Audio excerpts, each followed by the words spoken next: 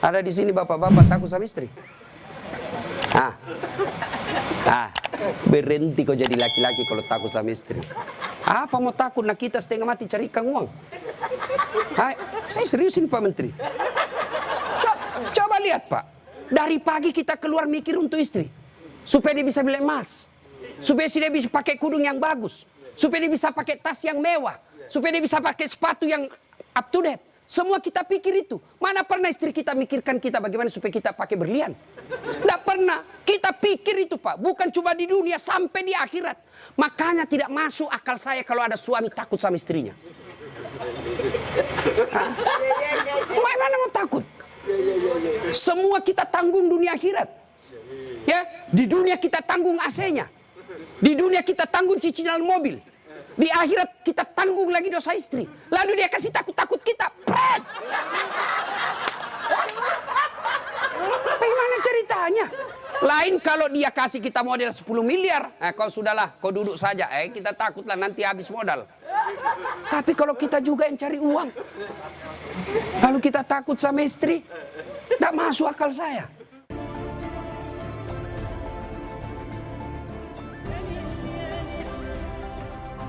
Akhirat. Coba lihat anak-anak kita sekarang Pak. Nauzubillah min zalik. Sedih kita lihat anak-anak kita Pak. Baru diberitahu satu, sudah 10 keluar dari mulutnya. Nah, sekarang pertanyaan. Kenapa anak-anak kita begitu? Kenapa kira-kira? Apakah sepenuhnya salah anak? Tidak. 90% salahnya orang tua mendidik anak kita. Salah. Salah dari mendidik. Silakan baca hasil penelitian psikologi pendidikan. Silakan baca tulisan-tulisan di koran, di majalah tentang proses pendidikan. Silakan. Tapi keliru dan sesat ketika Bapak Ibu tidak buka Quran, khususnya surah Luqman untuk mendidik anak. Kita baca riset rujukan dari Eropa, rujukan dari Amerika. Tapi kita tidak pernah buka Quran dalam mendidik anak. Hakul yakin, kalau kita jauhi Quran mendidik anak, maka anak kita bisa jadi cerdas, bisa jadi jabatan tinggi, tapi tidak tahu sopan santun kepada orang tuanya.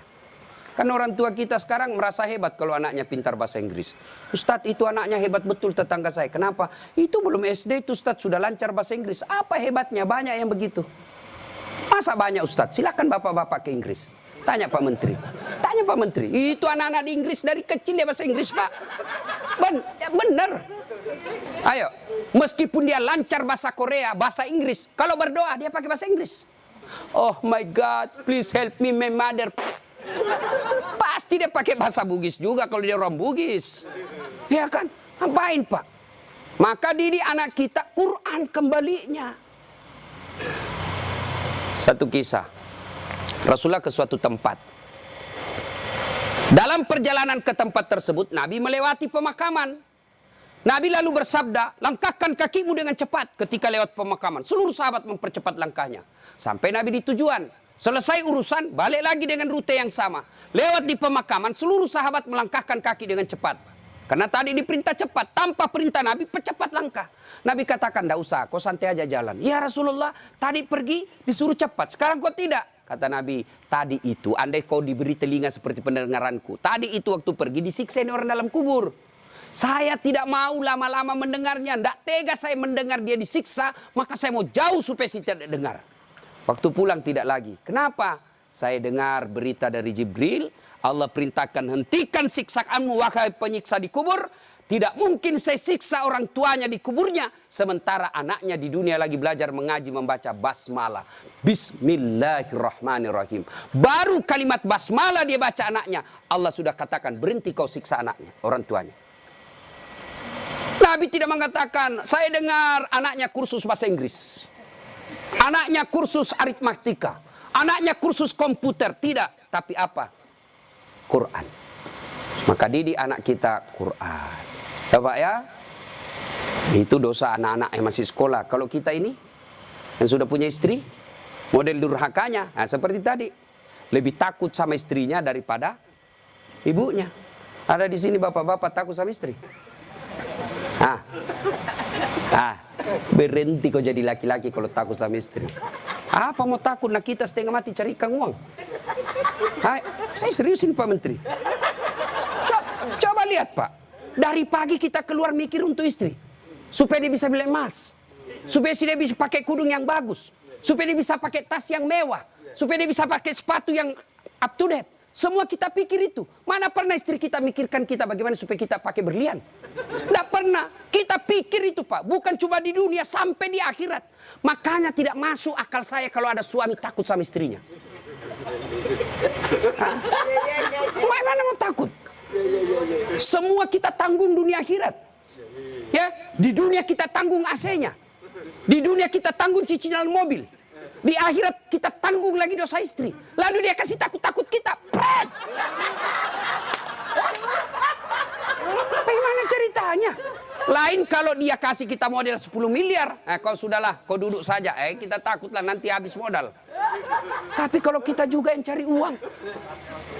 Lalu kita takut sama istri. Tidak masuk akal saya. Ya nggak Ustaz. Dia pecahkan piring. Kalau dia pecahkan satu, kasih pecah satu lusin. Kenapa? Piring boleh dibeli. Harga diri sebagai suami tidak boleh diinjak-injak istri. Takbir. Yang takbir pasti takut sama istrinya. Coba. Itu kan ada laki-laki dosa sama mertua, sama ibunya gara-gara takut sama istri. Contoh ya. Nih dapat bonus di kantor. Lalu suaminya berkata, "Ma, ini kan COVID lama kita tidak kunjungi bapak di kampung. Kita kunjung tentu bawa wabah buat ibu bapak kita. Sudahlah, ini bonus kita transfer aja. Mudah-mudahan ini bisa digunakan ibu. Beli makanan kesukaan. Dia menikmati air usia senja." Apa kata istrinya? "Apa? Ibumu terus. Kawin kok sama ibumu? Nih dongo. Mana orang bisa kawin sama ibu? Ada kan ibu ngomong begitu, beleng-beleng. Ini asli beleng-beleng. Mana bisa pilih kok, mamamu atau saya? Mana bisa dipilih antara ibu dengan istri? Ini pilihan yang tidak masuk di akal. Kalau saya istri saya bilang begitu, ceraikan saya. Sini kok, saya ajar kok bagaimana isi formulir penceraian. Benar Pak, jangan sampai bapak berdosa gara-gara takut sama istri. Hilang berkah hidup rumah tangga kalau ibu takut sama istri berbuat baik sama orang tua gara-gara takut sama istri. Mestinya istri yang baik. Dia sujud syukur ketika mertua anaknya. Kenapa? Berdoa, "Ya Allah, mudah-mudahan anakku juga seperti ini ketika saya sudah punya istri, masih mengingat saya." Tapi kalau dari kecil anak kita dipertontonkan tidak boleh berbuat baik sama mertua, maka begitu ibu nanti juga tua, dikasih masuk panti jompo sama anak mantunya. Si mau kok. Dari ibu ya. Mestinya sujud syukur. Alhamdulillah saya punya suami perhatian betul sama mertua. Mudah-mudahan anak saya juga seperti ini. Ya Allah, terima kasih kau kirim orang tua ini. Gara-gara ini orang tua saya punya suami jadi menteri. Andai saja bukan suami orang tua ini punya anak, mungkin suami saya pengangguran. Bersyukur dengan cara apa? Jangan halangi. Dan kita juga suami jangan bersebelah. Mertua juga kita adalah orang tua kita. Konsep Islam itu ada 3 orang tua. 1 ibu bapak, 2 mertua, 3 orang yang pernah mengajari ilmu. Itu orang tua kita. Maka yang baik, datang ibunya suami, istri yang kasih hadiah. Datang orang tuanya istri, suami yang kasih hadiah. Malah jangan sembunyi-sembunyi. Karena takut sama istri, masuk di dapur mamanya. Mak. Jangan dilihat istri saya, mati saya. Beleng-beleng. Ya? Takbir. Jangan sampai bapak menjadi anak durhaka hanya karena takut kepada istri. Itu camkan itu Pak. Maka saya bilang sama istri saya, boleh kau marah-marah sama saya. Ada rezeki dari saya kau habisi duit itu rezekimu. Boleh kau maki-maki saya kalau kau marah. Boleh kau lempar kepalaku yang penting tidak dikena. Satu yang tidak boleh sedengar, jangan pernah kau sakiti perasaan ibu saya. Begitu sakit perasaan ibu saya, tidak ada mantan orang tua. Tapi istri, banyak namanya mantan istri. Nah itu harus tegas, ini prinsip buat kita anak. Nah ini golongan pertama yang menderita ketika sakaratil maut, anak yang durhaka kepada orang tuanya. Bagaimana dengan almarhum anak Pak Tony? Atau kita yang sudah meninggal orang tuanya? Ustadz, saya dulu anak durhaka Ustadz. Berapa sering saya kasih keluar air mata ibu saya Ustadz. Tapi saya sudah sadar, saya sudah hijrah sekarang. Tapi orang tua sudah ada kubur. Gimana cara berbuat baiknya? 1, doakan. Mendoakan orang tua tidak harus pakai bahasa Arab. Mendoakan orang tua bagi yang menikah ada 4 minimal kita minta. Ya Allah, ampuni dosanya. 2, terima amalnya. Ada amal tidak diterima? Ada. Amal-amal pilkada. Sumbang jilbab 10.000 supaya dicoblos. Nah, nanti ya Allah mana jilbabku 10.000 kata malaikat. Bos, pilkada jilbabmu. Ya, tidak sampai. Pun kalau ada amal orang tua kita seperti itu, dia pernah caleg, maka kita berdoa, ya Allah terima amalnya orang tuaku. Yang ketiga, lipat gandakan amalnya tersebut. Dan yang keempat, lapangkan alam kuburnya, jadikan kuburnya menjadi taman-taman surga. Lalu tutup dengan doa yang ada Al-Quran, Allahumma ghafirli wali walidayya warhamhuma kama rabbayani shaghira. Doakan. Yang kedua, cara berbuat baik kepada orang tua sebelum meninggal adalah bersedekah atas nama orang tua. Saudara-saudara sekalian, saya sebagai anak pertama, ini memang ada hak waris kita. Rumah ini kita 4 bersaudara, kita punya hak waris. Tapi inilah peninggalan Bapak yang beliau sejak jadi pegawai sampai pensiun mencicil rumah ini. Tidak elok rasanya begitu meninggal, beliau tidak menikmati rumah ini. Lebih baik rumah ini kita jual, kita belikan beliau jadikan masjid. Nah, setengah dari ini warisan barulah kita bagi. Bagaimana adik-adik? Setuju? Setuju, Kak. Nah, biasa kalau ada begini istri yang menghasut. Apa kek, kau kan anak pertama, masa kau mau diatur sama adikmu, dongo ini. Nah, itu biasa itu begitu. Jadi penghasut. Nah, bersedekah atas nama orang tua. Ada lagi yang berkata tidak sampai kalau sudah meninggal Ustadz. Mau bukti bawa sedekah kepada orang meninggal sampai? Mau bukti? Mau Pak? Mau, saya kasih bukti. Gimana caranya? Bapak meninggal dulu, saya kirimkan sedekah. Sebab yang begini alam gaib Pak, tidak bisa diakali. Kalau Bapak tidak percaya sudah mati duluan deh, saya kirim Fatihah dengan binatang kurban. Yang ketiga, cara berbuat baik kepada orang tua sudah meninggal adalah mengunjungi karib kerabatnya. Besok lusa anaknya almarhum ya masih hidup, teman-temannya Bapak ketika sudah usur, anaknya sudah menjadi pembesar, maka kunjungi karibnya. Itulah cara berbuat baik kepada orang tua yang sudah meninggal. Dan yang paling konkret, kalau mau berbuat baik kepada orang tua sudah meninggal adalah jadilah anak yang soleh atau soleha. Nah ibu bapak saudara-saudara sekalian. Nah ini yang perlu diluruskan. Orang datang melayat, 1, banyak nginjak-nginjak sunnah Nabi. 2, tidak ada manfaat buat orang meninggal. 3, datang bawa dosa. Coba lihat prakteknya saya lihat ini. Kenapa saya bilang datang bawa dosa? Datanglah ibu-ibu gaul. Kudung hitam, baju hitam, rok hitam, kacamata hitam, payung hitam. Saya tanya, kenapa hitam-hitam? Dia bilang, Ustaz, selebriti. Tidak, sunnah itu putih-putih. Dosa enggak hitam-hitam? Tidak, tapi dicintai Allah dan Rasulnya kalau bapak ibu pakai putih-putih. 2, datang tambah-tambah dosa. Itu tadi sunnah Nabi. Yang kedua, datang tambah-tambah dosa. Kenapa tambah-tambah dosa? Datang cerita jelek aja orang Pak. Lewat 1, terutama ibu-ibu tuh. Mulai pintu dia lihat Pak, mulai dilihat dari ujung rambut sampai ujung kaki. Lewat si Kobi itu kata orang Bugis, si Kobi nih.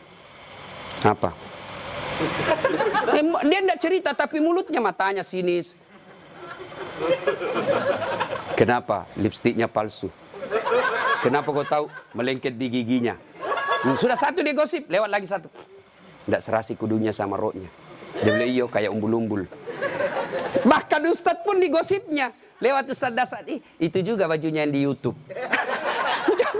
Tadi saya lewat, ada saya dengar, itu juga bajunya yang di YouTube itu Pak Ustadz. Kenapa? Saya pakai baju kau yang sibuk. Nah, itu gosip. Maka ibu majelis taklim saya di Makassar, saya anjurkan. Ibu datang melayat, 1, ada wudhu. 2, bawa Quran minimal surah Yasin. 3, begitu datang, ibu baca Yasin bareng-bareng. Tidak bisa baca Yasin bareng-bareng, itu majelis taklim yang baik. Ketua majelis taklimnya, saudara-saudara sekalian, mari kita baca Yasin bareng-bareng, saya pimpin. Itu majelis taklim yang manfaat. Bukan ngurus baju seragam. Apalagi memanfaatkan pilkada. Pak, anggota majelis taklim saya 300 Pak. Tapi amban Pak, tapi minta tolong seragam Pak ya. Ada juga majelis taklim memanfaatkan begitu proposal banyak ketika pilkada. Nah, maka majelis taklim yang bagus, ada orang wafat, pimpin tahlilan. Sudah itu tidak bisa baca Yasin Ustaz. Sudah baca Al-Fatihah. Buru-buru Ustaz. Sudah baca Kul huwallah 3 kali. Masih juga buru-buru Ustaz. Sudah tidak tahu baca itu semua Ustaz. Sudah, baca saja. La ilaha illallah, la ilaha illallah, la ilaha. Itu aja kita ulang-ulang selama kita melayat. Itu pun tidak bisa Ustaz. Ya sudah, kau diam saja. Tidak bisa juga diam Ustaz. Ya cepat kau pulang. Daripada tinggal bawa dosa saja. Nah, sudah. Yang ketiga, kenapa tidak ada manfaat buat orang meninggal? Tidak ada yang sholat jenazah. Bagaimana orang lain mau sholat jenazah? Keluarganya aja tidak ada sholat jenazah. Mantunya sibuk ngurus ambulans, iparnya sibuk ngurus tenda, anaknya sibuk ngurus konsumsi. Tidak ada ikut sholat jenazah. Orang lain yang sholat jenazah. Orang lain belum tentu ikhlas. Banyak yang sholat Ustaz. Kenapa banyak? Karena bapaknya menteri. Jadi tidak ikhlas orang. Tapi coba kalau keluarganya, pasti ikhlas. Saya hampir jarang sekali melihat ibu-ibu sholat jenazah. Jarang. Maka jangan heran ketika ibu meninggal, sedikit juga yang sholat jenazah. Kenapa? Karena waktu hidup, jarang dia sholat jenazah. Maka wafatnya pun sedikit yang sholat jenazah. Ustaz tidak muat rumahnya Ustaz, di teras. Ustaz tidak ada air, tayamum. Ustaz tidak ada air, boleh tidak wudu. Imam Syafi'i mensyaratkan wudu, Imam Ahmad boleh tidak wudu. Karena itu bukan sholat, dia hanya doa. Saya tidak tahu bacanya Ustaz, ikut saja sama imam. Yang penting takbir 4 kali, jangan ruku. Kalau bapak ruku, siap-siap malu sendiri. Nah, ini cerita, wallahu alam benar atau tidak. Cerita ini takbir imam. Allahu Akbar, takbir juga dia. Allahu Akbar. Takbir kedua imam, Allahu Akbar, dia ruku. Dia, kenapa saya sendirian ruku ini? Takbir ketiga imam, dia sekalian sujud deh. Dia sujud. Pas selesai sholat ditanya, hei, kenapa kau sujud?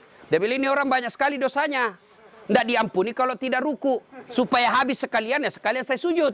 Ini jawaban orang kepepet. Nah ibu bapak, saudara-saudara sekalian. Ya, habis baterainya. Ibu bapak yang saya muliakan. Masuklah, diantarlah kita. Diantar ini lagi yang banyak kadangkala mempermalukan Islam. Saya tidak tahu kalau di sini. Saya melihat kalau di daerah sebagian Makassar Pak, orang meninggal, kala-kala demo Pak. Naik di mobil dia putar bajunya, orang mati, wah minggir. Sampai mobilnya orang dilempar, jangan begitu. Ngapain buru-buru?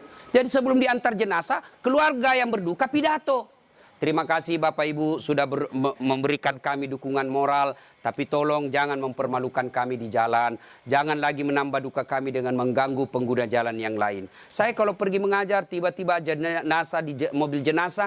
Bagus cara pengantarannya. Saya minggir Pak, saya kirimkan Fatihah. Kirim Fatihah untuk Rasulullah, saya ikutkan jenazah yang diantar. Tapi kalau menakutkan tidak ada yang mau doakan.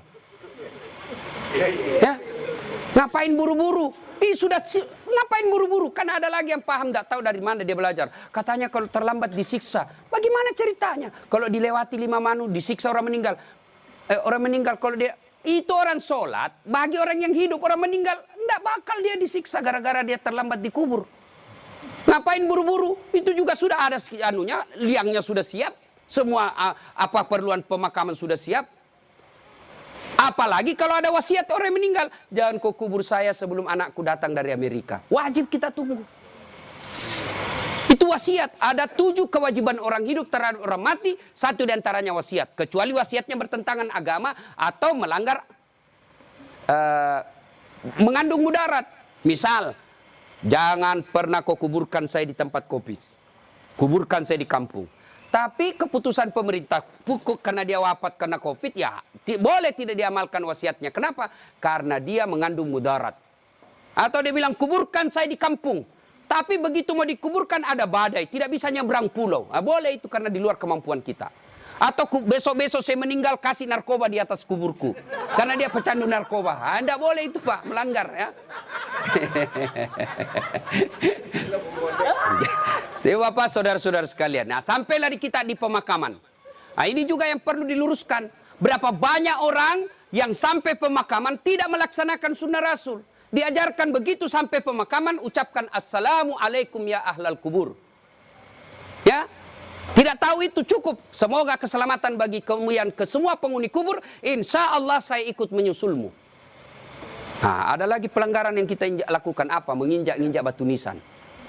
Tidak boleh sama menduduki batu api neraka itu Pak. Ada yang sampai duduk sambil merokok di atas batu nisannya orang. Tidak boleh.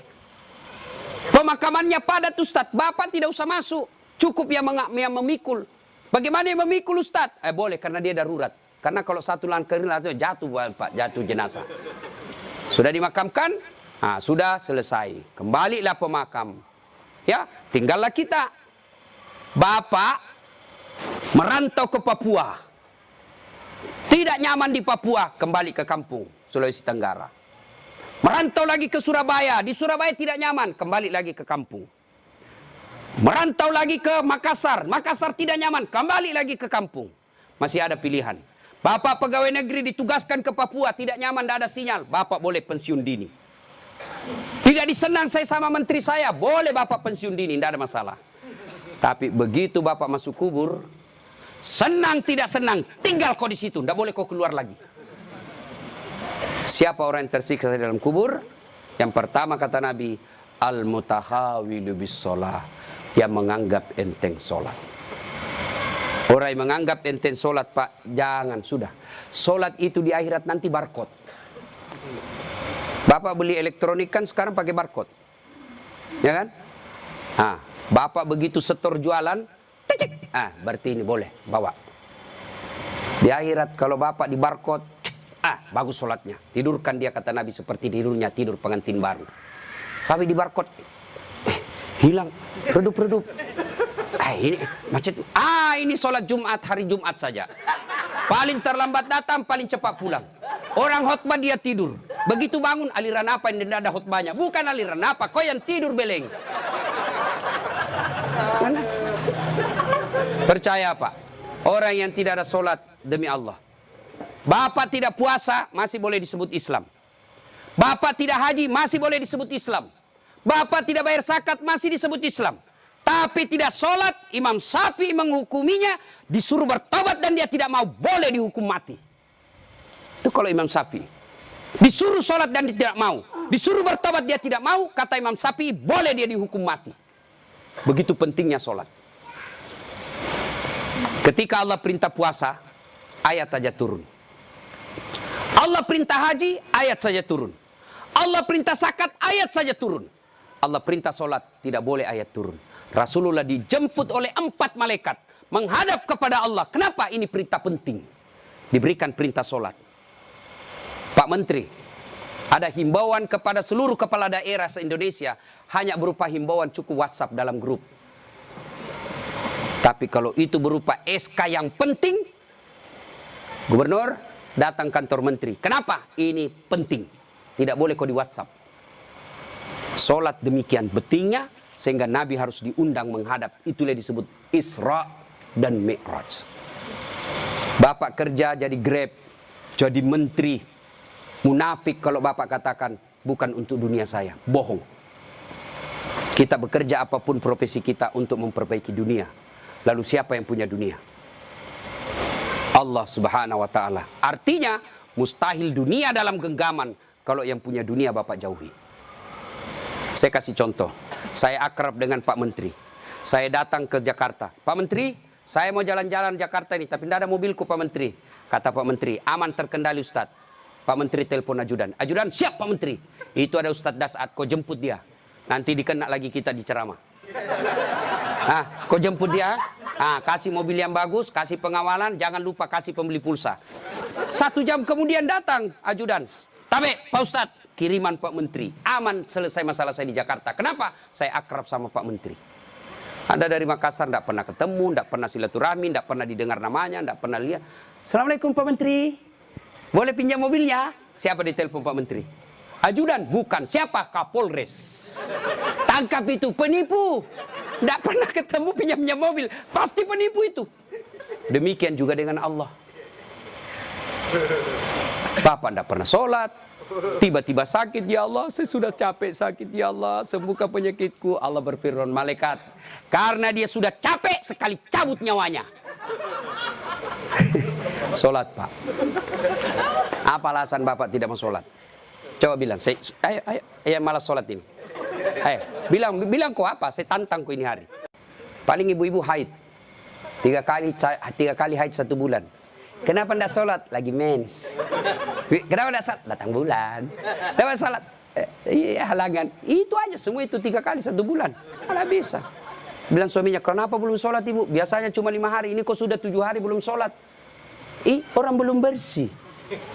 Masih ada sedikit-sedikit. Dia bilang suaminya, kok bohong ya? Apa bohong? Saya kasih lihat kau. Beleng-beleng. Apa kasih lihat dong kok? Ya. Apalagi ibu-ibu banyak ndak sholat. Kalau ada pesta pengantin, mukanya dikira tembok. Coklat, biru, krem, abu-abu. Nah. Apalagi banyak ibu ndak sholat. Gara-gara apa? Jilbab. Jilbab sakaratil maut. 3 lapis. Saya ini keliling-keliling ceramah Pak. Saya ke Brunei, itu ibu di sana siku 3 saja kasih peniti selesai. Di Malaysia juga begitu. Filipina Selatan juga begitu. Saudi lebih gampang masuk kasih selesai Pak. Di sini la haula wala quwata illa billah. Bingung saya bisa lihat, dia pengantin gimana caranya dipakainya. 3 lapis Pak, ada miring-miring sedikit. Nah, ada cipin-cipin ini, ada kayak pohon di belakang. Begitu dia bilang suaminya, bu, kau pergi sholat. Sadar kok Pak, saya sadar, saya suruh kau sholat. Pergi sholat, kau ndak lihat ini Pak, 1 jam dipakai ini jilbab. Dongo. Gara-gara jilbab ndak sholat, beleng-beleng. Ya nggak tahu bu, saya suruh sini sholat Pak. Adik-adik, saya bisa cerita seperti ini karena saya alami. Percayalah Pak, mustahil Allah sengsarakan hidupnya orang baik sholatnya. Tuhan apa yang sengsarakan hidupnya orang baik sholatnya? Udahlah Pak, Bapak mau dekat sama Pak Menteri, ndak usah cari muka sama Menteri. Muka Bapak sudah bagus. Ada juga siapa? Ya, cemen lu men. Kerja aja yang baik. Selebihnya sholat, minta kepada Allah. Kecil buat Allah jadi menteri. Kecil buat Allah dapat proyek, kecil. Jangankan yang tidak masuk, yang masuk akal. Tidak masuk akal Allah kasih. Masuk akal ndak manusia dibakar hidup-hidup bisa hidup? Masuk akal ndak? Nggak masuk akal, tapi kalau Allah mau, Ibrahim alaihissalam dibakar keluar kedinginan. Masuk akal nggak perempuan hamil tidak pernah disentuh laki-laki? Kata ilmu kedokteran, nggak mungkin Ustadz, tapi kalau Allah yang mau, Siti Maryam. Akhir Isa tanpa pernah disentuh laki-laki. Cuma sekarang banyak perempuan mau sayangan Siti Maryam. Ada suaminya, ada anaknya, beleng-beleng. Coba. Coba. Subhanallah. Banyak kejadian tidak masuk akal tapi terjadi.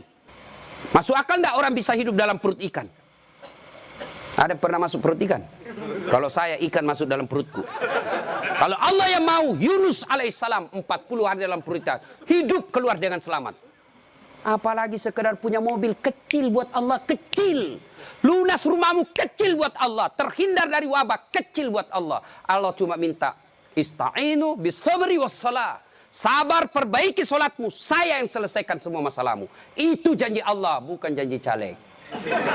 Kalau caleg Pak dikasih semua kita namanya Pak, pilih saya, gampang, sama-sama kita orang Bugis. Ini masalah, ada masalahmu telepon saya 24 jam. Begitu ada masalahnya dia ganti nomor HP-nya Pak. Bapak saudara-saudara sekalian, banyak yang ini saya sampaikan tapi waktu yang terbatas. Pada akhirnya saya tidak pernah berpikir berdiri di tempat ini. Mestinya jadwal saya ada di Makassar takziah malam ini. Tapi begitu Pak Herman telepon dan dibicarakan saya sama Pak Menteri, saya lupa janji saya 2 Pak. Ceramah saya hari ini di Makassar, saya lupa Pak. Itu pasti karena orang yang meninggal orang baik. Saya terharu tadi istri beliau mengatakan, Ustadz, 3 bulan sebelum beliau wafat, ceramahnya Ustadz selalu dia putar. Maka beliau katakan, saya terharu Ustadz karena saya tidak tahu kalau Ustadz yang mau ceramah malam ini. Ini karena kekuatan silaturahim. Ini karena pejabat yang baik. Ya. Banyak-banyak pejabat saya kenal Pak, kalau temannya meninggal paling kirim bunga. Ini alhamdulillah hadir memberikan dukungan dan mendatangkan Ustadz Dasat. Maju Pak Eko. Alhamdulillah ya. Bapak, saudara-saudara sekalian, sebelum kita akhiri, saya mau bertanya dan ini pasti dicatat oleh malaikat. Apakah Bapak Ibu bersaksi bahwa almarhum orang baik? Kalau ada dosa dan kesalahan dimaafkan? Catat ya malaikat, inilah menjadi amal kebaikan buat almarhum. Banyak yang ingin saya sampaikan tapi waktu yang sangat terbatas. Untuk ingin mendengarkan ceramah saya lagi, gampang, silahkan buka channel YouTube saya, Dasat Latif. Nah, jangan lupa like and share. Atau di Instagram @latif 1212. Terima kasih. Sebagai kesimpulan, kullu nafsin sa'ikatil maut. Semua yang hidup pasti akan mati. Al mautu babun. Mati adalah pintu yang setiap kita pasti melewatinya. Karenanya yang jadi masalah sesungguhnya bukan mati itu. Yang jadi masalah adalah sudah siapkah kita menghadapi kematian itu. Dan apa bekal sebaik-baik dalam menghadapi kematian? Satu diantaranya takwa. Dan takwa itu operasionalnya, wujud nyatanya. Birrul walidain, berbuat baik kepada kedua orang tua. Dan peliharalah sholat dengan sebaik-baiknya. Demikian, lebih dan kurangnya mohon dimaafkan. Nun wal kalam ya misturun. Billahi fisabilil haq. Sebelum kita akhiri, mari kita kirimkan suratul Fatihah kepada Rasulullah Muhammad SAW. Khasiat dan keutamanya kita ikhlaskan untuk almarhum Bapak Tony Effendi bin Muslim Effendi. Ila hadratil Nabi Mustafa Muhammad SAW. Summa hususil ruhil almarhum Tony Effendi bin Muslim Effendi. Al-Fatihah.